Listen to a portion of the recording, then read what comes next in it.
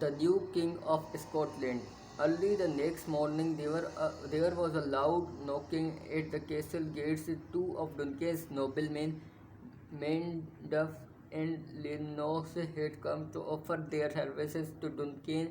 Macbeth went to welcome them. They told him that where they had been staying that night. The weather had been very wild and stormy.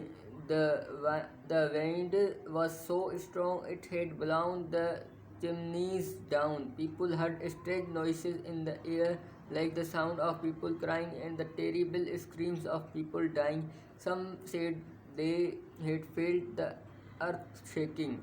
While they were speaking, the terrible murder was discovered. Soon everyone in the castle knew the dreadful news. Macbeth and Lady Macbeth both pretended to be very shocked.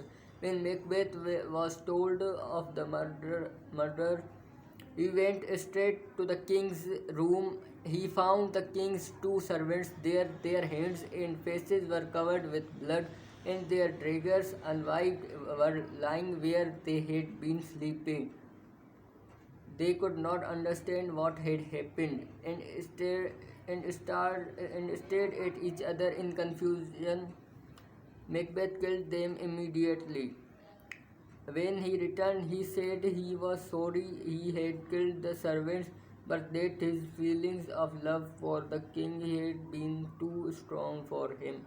He could not stop himself from killing the king's murderers when he saw them standing there with Duncan's blood on their clothes and on their daggers. Of course, Macbeth hoped to hide his own guilt by doing this. Lady Macbeth pretended to be so shocked when she heard the news that she became ill and had to be helped from the room. Duncan's sons Malcolm and Donald Bain were staying at Macbeth's castle.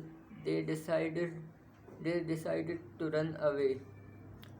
They did not think that their lives would be safe if they remained in Scotland. They thought that the person who had killed Duncan in order to be king would surely try to kill his sons too, because they ought to be king after him. One of them went to England and other to Ireland. They left so quickly that some people were certain they must be the ones who had killed the king. Macbeth was then the nearest relative to Duncan, lived in Scotland, and so everyone agreed that he should be king. The worst of the witches had come true.